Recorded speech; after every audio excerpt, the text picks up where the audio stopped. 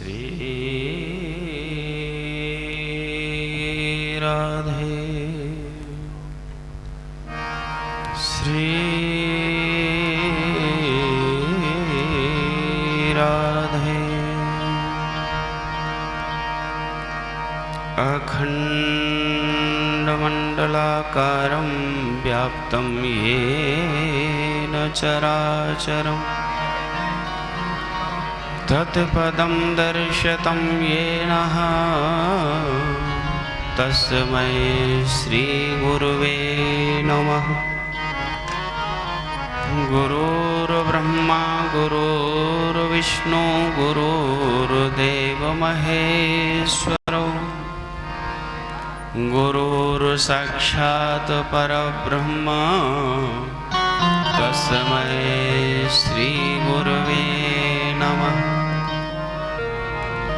नारायणं नमस्कृत्य नरं चैव नरोत्तमं देवीं सरस्वतीं व्यासं ततो जयमुदीरयेत्। लम्बोदरं परमसुन्दरमेकदन्तं रक्तावरं त्रिनयनं परमं पवित्रम् उद्यद्दिवाकरकरोज्ज्वलं कायकान्तं विघ्नेश्वरं सकलविघ्नहरं नमामि। ह्यं प्रविजन्तमनपेतमपेतकृत्यं द्वैपायनो विरहकातर्या जुहाव पुत्रेति तन्मयतया तरिवोऽभिनेदोस्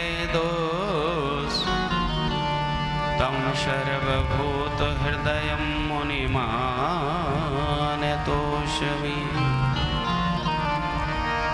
कृष्णाय वासुदेवाय देवकी नन्दनाय च नन्दगोपकुमाराय गोविन्दाय नमो नमः। कृष्णं नारायणं वन्दे कृष्णं वन्दे व्रजप्रियं कृष्णं द्वैपायनं वन्दे कृष्णं वन्दे वृथाच्युतम्।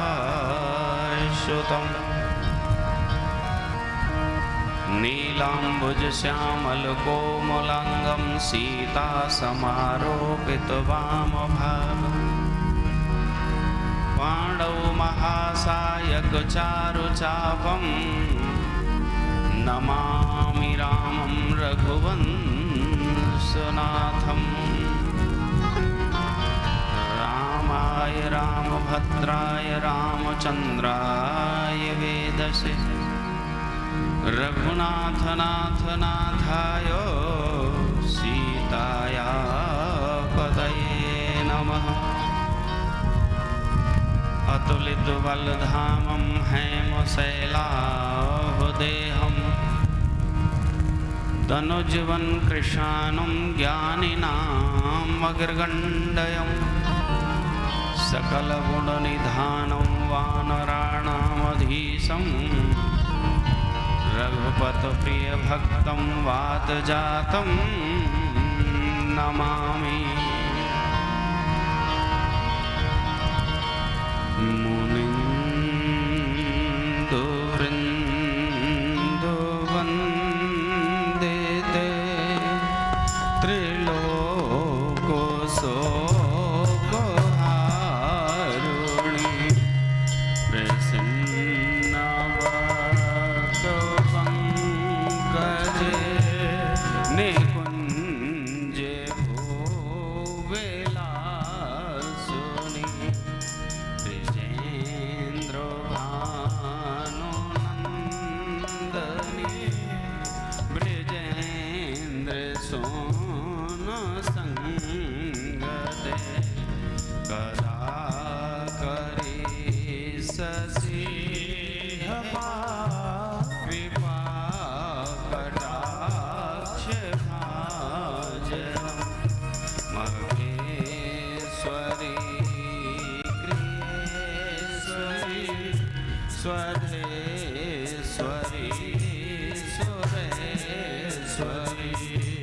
त्रिवेद भारतेश्वरी प्रेमाण शाश्वतेश्वरी रमेश्वरी क्षमेश्वरी प्रेमोदकाननेश्वरी ब्रजेश्वरी ब्रजाधिके श्री राधिके नमोस्तुते राधिके नमोस्तुते श्री राधिके नमोस्तुते। जय जय श्री राधा रमण जय जय नवल किशोर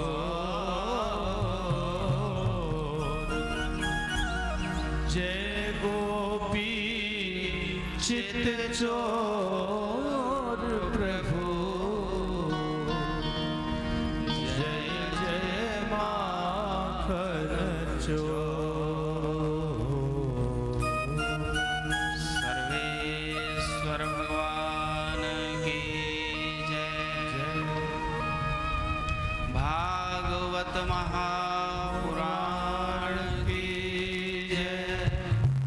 श्री सुखदेव जी महाराज की जय। हनुमान जी महाराज की जय। बस्ती माता की जय।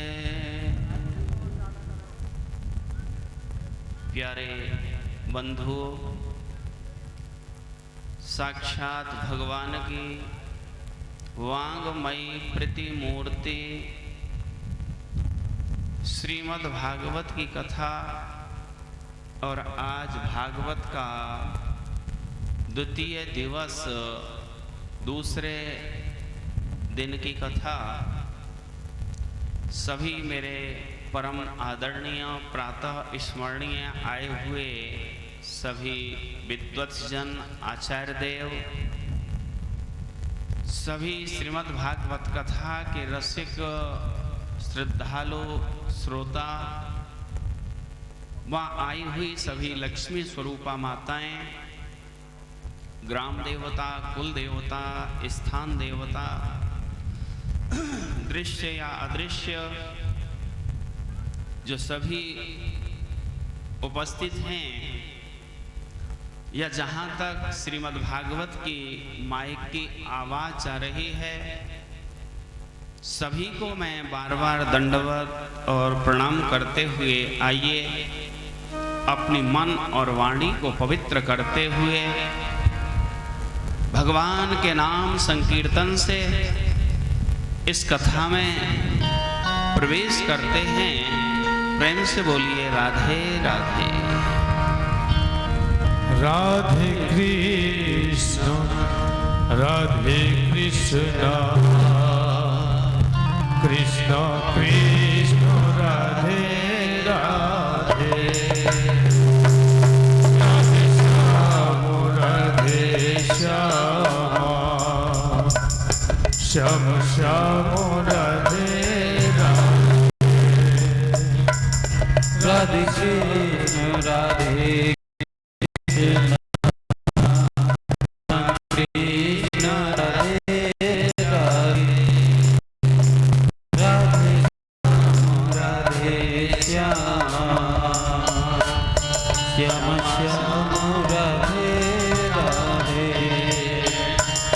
राधे कृष्ण राधे कृष्ण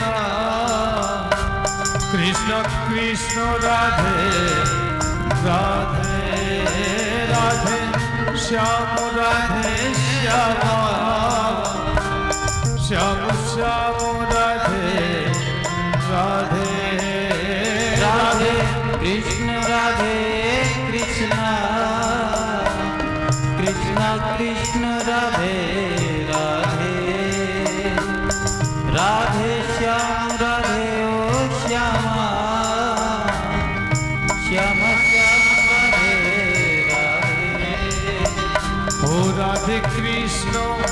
राधे कृष्ण गाइए कृष्ण कृष्ण राधे राधे राधे श्याम श्याम श्याम राधे राधे राधे कृष्ण हरि बोल कृष्ण कृष्ण राधे राधे राधे श्याम राधे ओ श्यामा श्यामा श्याम राधे राधे ओ राधे कृष्ण कृष्ण कृष्ण राधे राधे राधे श्यामा श्याम श्यामा राधे राधे राधे कृष्ण राधे कृष्ण कृष्ण कृष्ण राधे राधे राधे श्यामा राधे ओ श्यामा श्यामा श्यामा राधे राधे राधे कृष्ण कृष्ण कृष्ण राधे राधे राधे श्यामा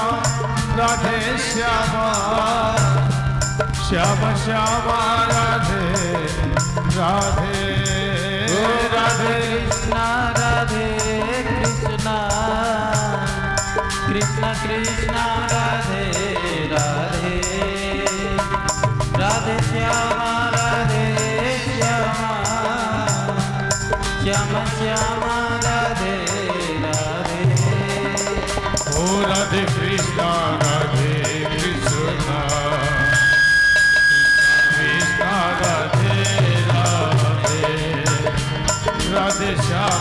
राधे श्यामा श्याम श्यामा राधे राधे ओ राधे कृष्ण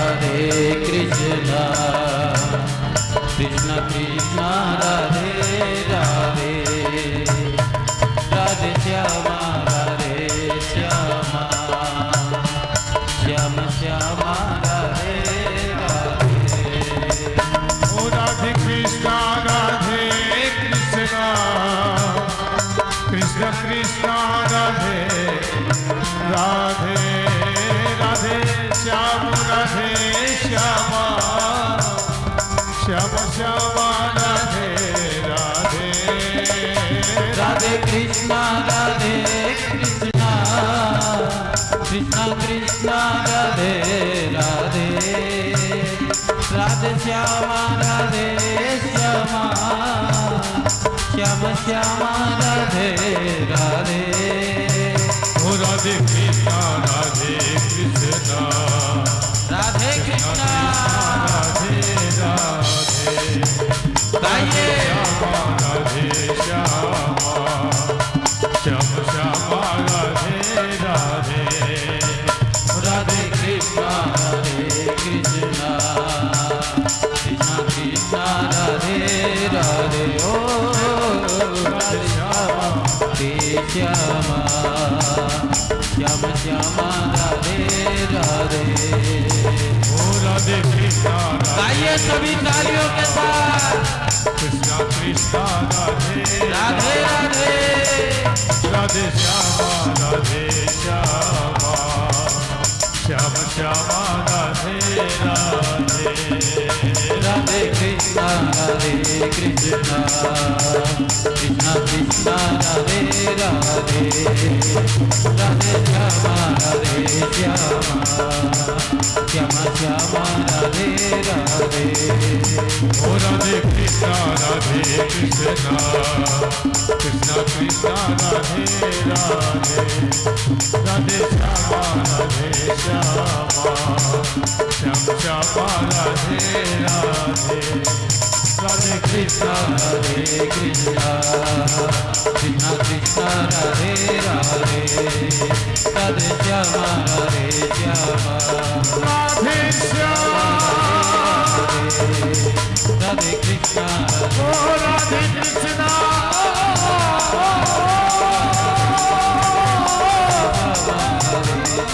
राधे कृष्णा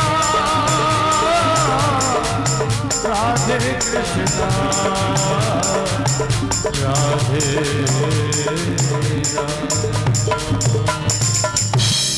बोलो भागवत महापुराण की जय हो, व्यास जी महाराज की जय हो, सत्य सनातन धर्म की जय हो, जय जय श्री राधे जय जय श्री राधे जय जय श्री राधे श्याम। प्यारे बंधु, श्रीमद् भागवत की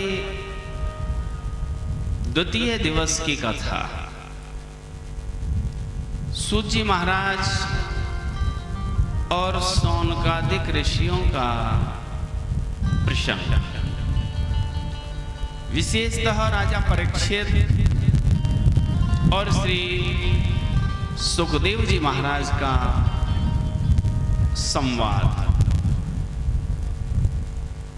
प्रथम स्कंद के प्रारंभ में सूत जी महाराज से सौनकादिक ऋषियों ने कुछ प्रश्न किए। पहला प्रश्न है कि मनुष्य का धर्म क्या है,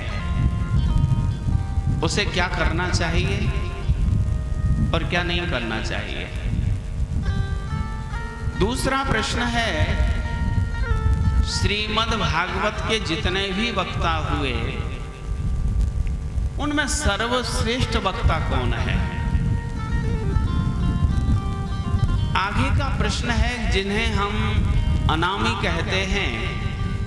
अनामी का मतलब जिसका कोई नाम नहीं है, जिसका कोई आकार नहीं है। और वेद कहता है कि भगवान निराकार हैं, भगवान अनामी हैं, कोई नाम नहीं है। तो भगवान निराकार हैं या साकार हैं? और यदि भगवान का नाम है तो कितने? कहने का मतलब, यदि भगवान ने अवतार धारण किया है तो कितने अवतार धारण किए? हमारा आगे का प्रश्न है, जब भगवान अपने गौलोक धाम चले जाते हैं तो धर्म कहाँ जाता है और धर्म कहाँ जाकर के स्थित होता है। प्यारे बंधु, जैसे ही ये प्रश्न किए गए, सूत जी महाराज ने कहा, इसका मतलब आप श्रीमद् भागवत को विस्तार से सुनना चाहते हैं।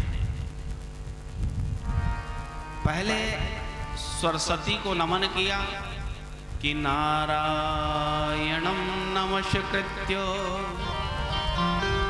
नरं चैव नरोत्तमं देवीं सरस्वतीं व्यासं ततो जयमुदीरयेत।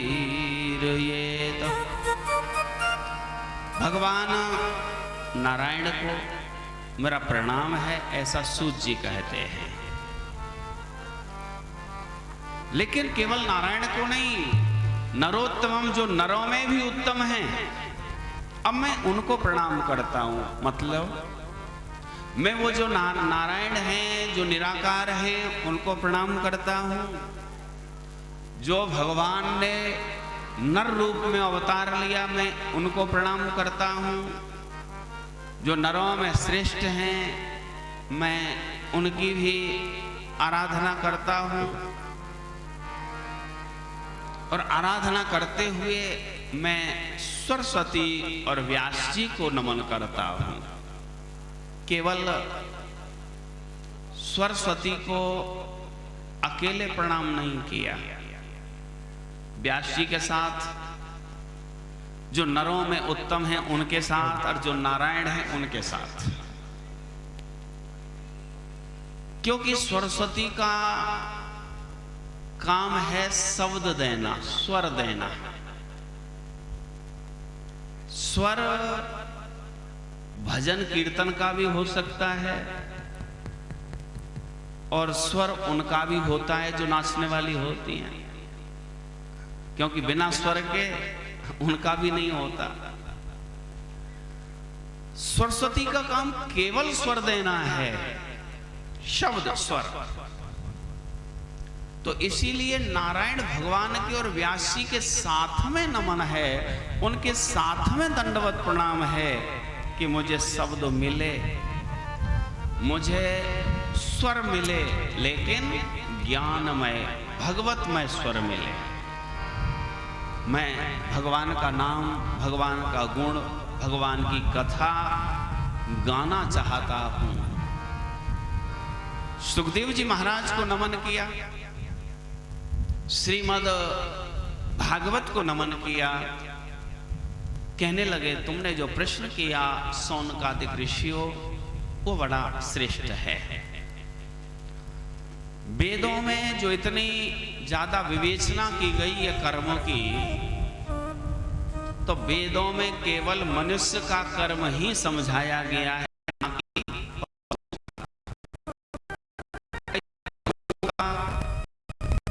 पक्षियों का इनका कोई कर्म नहीं होता है। भाई कर्म किसको समझाया जाएगा? पशुओं को थोड़ी ही समझाया जाएगा कि एक गाय का क्या धर्म होता है या भैंस का क्या धर्म होता है, यह थोड़ा ही वर्णन किया जाएगा। वर्णन किया जाएगा कि मनुष्य का क्या धर्म है, उसमें यह बताया जाएगा बेटे का क्या धर्म है, राजा का क्या धर्म है, प्रजा का क्या धर्म है, पिता का क्या धर्म है, पत्नी का क्या धर्म है। लेकिन अगर कुल मिला के कहा जाए तो ये मनुष्य का धर्म है। वो बेटा भी मनुष्य है, वो राजा भी मनुष्य है, वो प्रजा भी मनुष्य है। हाँ, यदि आप ये कह सकते हैं कि भगवान को प्राप्त करने के जो अलग अलग रास्ते हैं वो समझाए जाते हैं, और उनमें कौन सा रास्ता श्रेष्ठ है? भजन का, कीर्तन का, सत्संग का, योग है, ज्ञान है, भक्ति है, वैराग्य है। श्रीमद् भागवत में 9 प्रकार की भक्ति आती है। श्रवणम, कीर्तनम, विष्णु स्मरणम। 9 भक्ति है, 9 प्रकार की रामायण में है और 9 प्रकार की ही श्रीमद् भागवत में है। और कलयुग में जो विशेषता है वो योग की नहीं है, क्योंकि अगर सही मायने में कहा जाए तो आजकल बड़े बड़े जो योग कराने वाले वो योग का मतलब नहीं समझते। श्रीमद् भागवत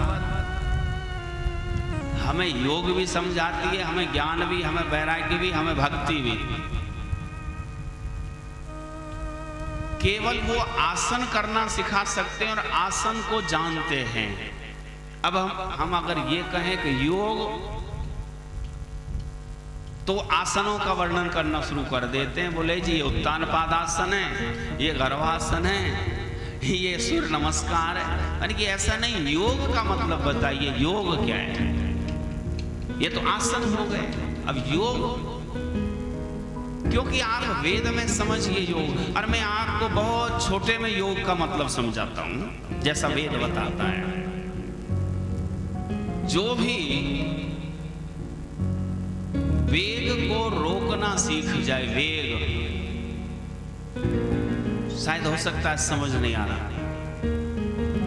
योग का मतलब होता है आपको जवानी आ रही है, आप जवानी के वेग को रोक सको, आप काम के वेग को रोक सको, आप पैसा के वेग को रोक सको, आप अपनी ताकत है, आपको क्रोध आए और आप क्रोध के वेग को रोक जाओ, तो समझ लेना आपका यही योग है। योग के माध्यम से वेग को रोका जाता है। और वो संत जो बड़े बड़े योगी होते हैं अपने वेग को रोक करके बैठ जाते हैं। तो क्या होता है, कामदेव भी उनके सामने आकर के लेट जाता है। इसे योग कहते हैं। क्योंकि आज हम आसन कितने भी कर लें, लेकिन हम वेग को नहीं रोक पाते हैं। अगर क्रोध आएगा तो हम क्रोध को नहीं रोक पाते, अगर काम आएगा तो हम काम को नहीं रोक पाते, उद्वेग आएगा तो हम रोक नहीं पाते। तो वेग हमें सिखाता है इंद्रियों को जीतना। योग का मतलब यह है जो अपनी समस्त इंद्रियों को जीत ले और उनका स्वामी बन जाए। क्योंकि हम आज के समय में इंद्रियों के नौकर सेवक बन करके रहते हैं, दास। आज हम इंद्रियों के स्वामी नहीं, भगवान ने हमें इंद्रियों का मालिक बना के भेजा था। 5 ज्ञानेंद्रिय और 5 कर्मेंद्रिय। और इनका मालिक कौन है? बोले इनके मालिक हम थे। भाई 10 इंद्रियां होती हैं, इंद्रियों का संबंध बुद्धि से होता है, बुद्धि का मन से होता है। अब आप क्या मन के वेग को रोक सकते हैं? क्योंकि बड़े बड़े जो संत होते हैं वो इंद्रियों को, अपने मन को, अपनी बुद्धि को जीत लेते हैं। संसार में रहते हुए भी खाते पीते घूमते फिरते वो बराबर चलते रहते हैं, लेकिन उन्हें कोई भी वेग हिला नहीं पाता है। समत्वेन सर्वात्मा, भागवत क्या कहती है? समान भाव रहता, समदृष्टि रहती है। उनकी नजर से, उनके मन से, उनके कर्म से कभी उन्हें हलचल नहीं होती है। लेकिन कलयुग में विशेषकर जो रास्ता है वो है भक्ति का, जो सहज हो जाती है। नवदा भक्ति श्रवणम कीर्तनम विष्णु स्मरणम पाद सेवनम अर्चनम वंदनम दास्य सख्य आत्मनिवेदनम। नौ भक्ति 2 प्रकार की होती है। एक भक्ति होती है सकाम और दूसरी होती है निष्काम। निष्काम का मतलब क्या है? प्रेम से बोलिए राधे राधे। भगवान ने हमें मनुष्य बना दिया, हम क्या करें? हम भगवान की आराधना करें, हम भगवान की पूजा करें। तो हम भगवान की पूजा करेंगे, हम भगवान की आराधना करेंगे। प्यारे बंधु, ये मनुष्य का कर्तव्य है, क्योंकि हम मनुष्य हैं। कई बार कहते हैं साहब कोई बुरा काम मत करो, फिर भजन की जरूरत नहीं है। ऐसा मैंने बहुत लोगों से सुना है, बोले हम बुरा काम करते नहीं जी, यही भजन है। ऐसा नहीं है। कर्म, सुकर्म विकर्म, ये कर्म अलग है, दोनों ही कर्म अलग है। अच्छा कर्म भी और बुरा कर्म भी। लेकिन भगवान का नाम लेना आएगा वो कर्म में, या मंदिर जाना या गुरु को प्रणाम करना, ये हमारा अनिवार्य कार्य होता है, हमें करना ही चाहिए।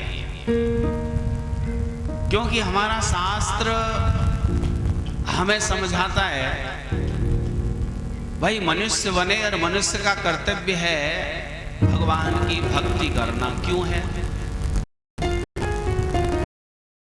का जन्म ध्यान देना, प्रेम है। कोई भी मनुष्य किसी भी घर में कितना पैसे वाले घर जन्म, लेकिन 3 कर्ज जन्म से आते हैं। आपका जन्म कर्ज में ही होता है, ये ध्यान देना। और शास्त्र कहता है उन 3 कर्जों को समय समय पे आप चुकाओ। ये शास्त्र का नियम है, पूरा करो। यदि नहीं करते हैं तो उसका कष्ट आपको भुगतना पड़ेगा, या उसके लिए आपको दोबारा से जन्म लेकर के आना पड़ेगा। एक आपके आपके ऊपर होता है ऋषि ऋण, हमारे ऋषियों का कर्ज। एक आपके ऊपर होता है पितृ ऋण, आपके पितरों का कर्ज, पूर्वजों का कर्ज। और एक आपके ऊपर होता है देव ऋण, आपके देवताओं का कर्ज। अब आप ध्यान देना, चाहे ऋषि ऋण हो, चाहे पितृ ऋण हो, चाहे देव ऋण हो, लेकिन ये ऋण आपको पूरा करना ही पड़ेगा और करना चाहिए नियम अनुसार। सबसे पहले हमारा जो नंबर आता है वो ऋषि ऋण को पूरा करने का आता है। और ऋषि ऋण हमारा जो चुकाया जाता है वो अध्ययन करके, जो हमारी संस्कृति है, जो हमारी विरासत है, ये सब हमारे ऋषियों की देन है। जो सभ्यता है ये ऋषियों की देन है। हमारी जो उत्पत्ति है वो ऋषियों से है।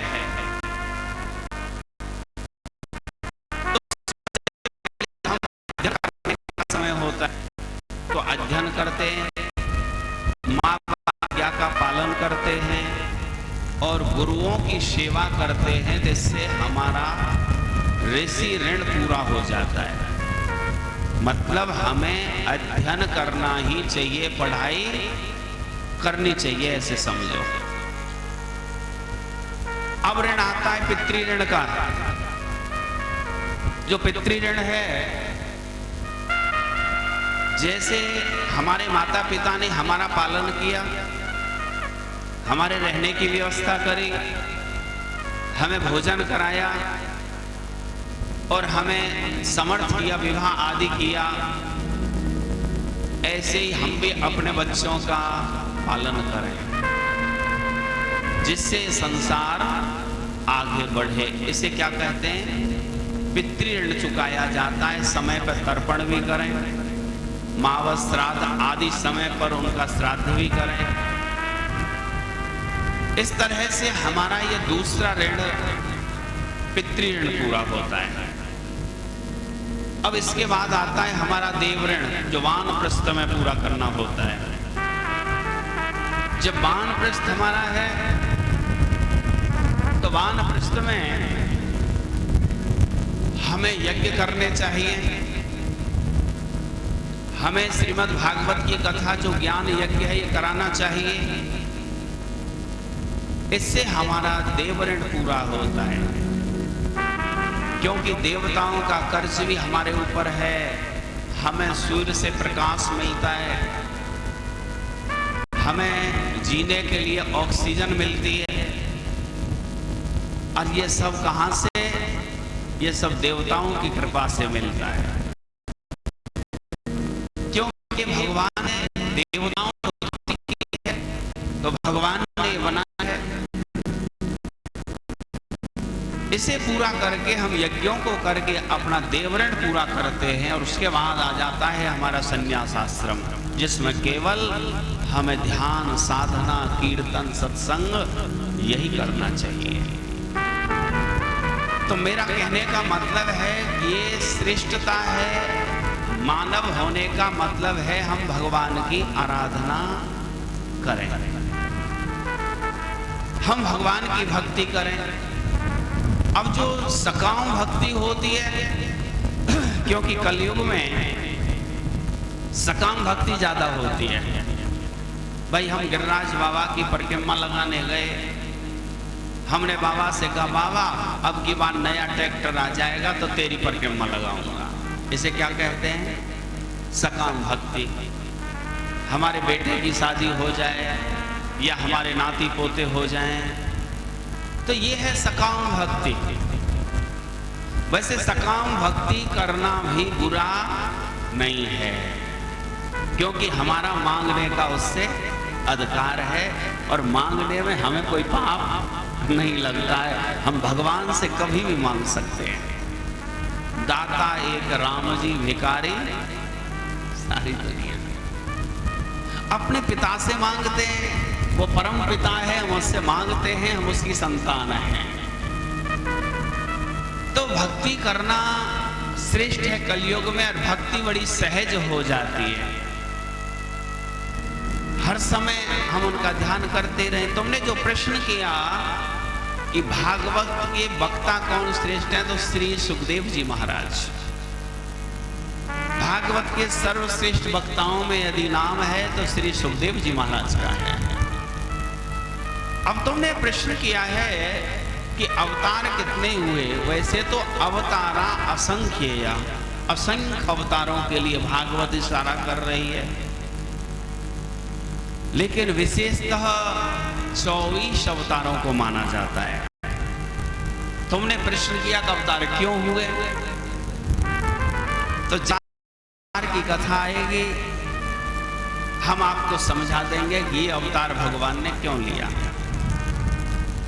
तुमने प्रश्न किया भगवान के गौलोक धाम जाने के बाद धर्म कहाँ जाता है, तो धर्मो भागवते स्थित, ऐसा लिखा है सीधा।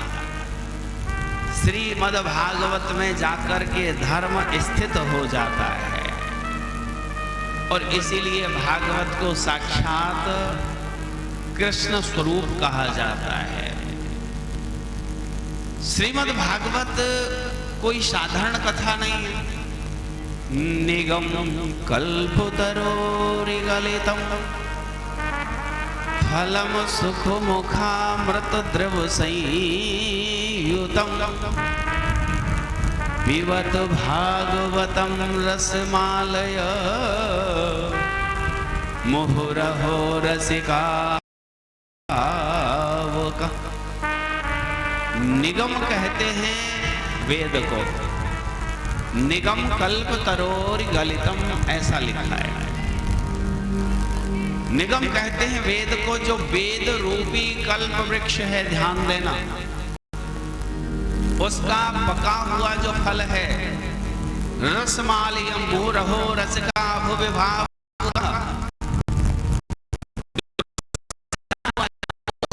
से वही श्रीमद् भागवत है। समस्त वेदों का जो सार है वो भागवत है। लेकिन ध्यान देना, कल्प वृक्ष के नीचे बैठने वाला आदमी कभी दुखी नहीं होता है, और उसकी समस्त इच्छाएं पूर्ण हो जाती हैं। लेकिन ये ध्यान रहे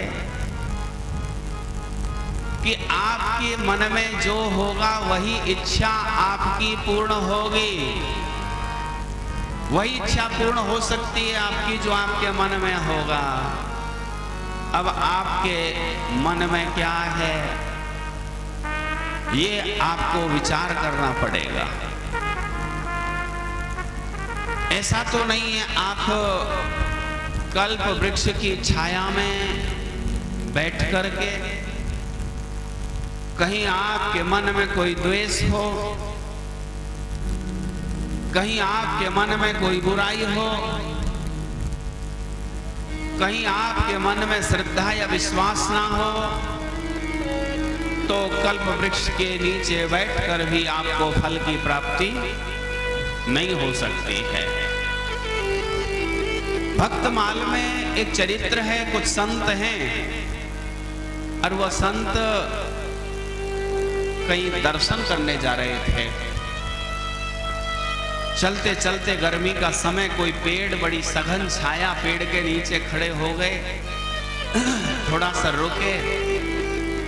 एक संत के मन में आया, अगर थोड़ा पानी मिल जाए तो कितना अच्छा रहे, प्यास लग रही है। लेकिन जब ही देखा कि सामने से जल का लोटा आ गया, जैसे ही जल का लोटा आता है, संत जी ने पानी पी लिया। एक संत के मन में आया, प्यारे बंधुओं, बोले मुझे भूख लगी है, तो सामने से भोजन की थाली आ गई। एक संत के मन में आया, विचार में आया, थोड़ा अगर चद्दर होती तो कमर सीधी करते, सामने देखा तो गद्दा बिछा हुआ। जो भी मन में इच्छा करते हैं वो मिल रहा है। एक संत ने सोचा कहीं ऐसा तो नहीं है ये कल्प वृक्ष हो और यहाँ कोई भूत न आ जाए। जब उसके मन में भूत आया तो वहां एक भूत आ गया। अब उसके मन में आया कि ये भूत मुझे ना खा जाए, तो भूत उसे खा गया। क्यों खाया? क्योंकि उसके मन में आया। भाई कल्प वृक्ष का फल कहता है कि जैसा मन में है वैसा मिलेगा। तो कहीं भागवत में बैठ करके किसी दूसरे की बुराई तो नहीं सोच रहे? कहीं तुम्हारे मन में कोई वेदना, किसी के प्रति कोई बुराई, कोई बैर भाव तो नहीं है? अगर है तो आपको और कुछ नहीं, वही मिलने वाला है, वही आपको प्राप्त होगा और कुछ प्राप्त नहीं हो सकता। प्यारे बंधुओं, आपको वही प्राप्त हो सकता है। हरिश्चितम समाश्रयेतः, ऐसा सूत जी महाराज ने कहा है। हरिश्चितम समाश्रयेतः, अपने मन में पहले भगवान बाल कृष्ण को बसा लीजिए। जब कथा सुननी है आपको, मन में भगवान को बैठाइए।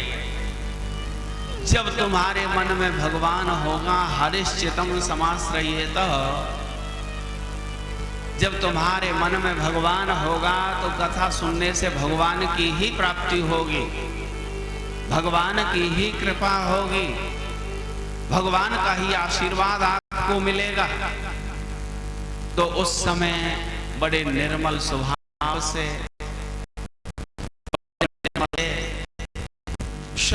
भगवान की कथा में बैठना चाहिए, श्रवण करना चाहिए। लेकिन प्यारे बंधुओं, सुख मुखाद मृत द्रव संयुतम, इतने ऊपर कल्प वृक्ष है, उसमें भी एक तोते का मुंह लग गया। बोले महाराज, सूत जी महाराज से सोनकादिक ऋषियों ने पूछा कि वो तोता कौन है और वहां कैसे पहुंचा। बोले महाराज मैं तुम्हें बता देता हूं। एक बार नारद जी के मन में आया कि एक बार कैलाश पर चले, और कैलाश पर जाकर के देखें भगवान शिव के यहां क्या हो रहा है। जब वो कैलाश पर जाते, भगवान शिव तो बड़े मस्त होकर के बैठे, मैया पार्वती, प्यारे बंधुओं, प्यारे श्रोताओं, मैया पार्वती गुफा में अकेली बैठी। नारद जी वहां पहुंचे, जाकर के दंडवत प्रणाम किया। वहां दंडवत प्रणाम करके बैठ जाते हैं। नारद जी ने कहा मैया, आजकल भगवान शिव आपसे सब कुछ छुपा रहे हैं, मन में बड़ी वेदना है, मन में बड़ा कष्ट है। प्यारे बंधु प्रेम से बोलिए राधे राधे। देखिए सही बात यह है, कथा तो हम आपको सुना देंगे, या तो आप कथा से 1 घंटे पहले आके अपनी व्यवस्था कर लिया करें, और नहीं तो कथा ऐसी सुनाएंगे आपको कुछ समझ नहीं आएगा, क्योंकि हमारा दिमाग वहां से हट जाता है। फिर कहीं आप ये कहें कि महाराज जी कथा क्या कह रहे हैं, समझ कुछ नहीं आ रहा है, कहेंगे भागवती ऐसा नहीं है, क्योंकि बीच में आपका हिलना, आपका बोलना डिस्टर्ब कर देगा।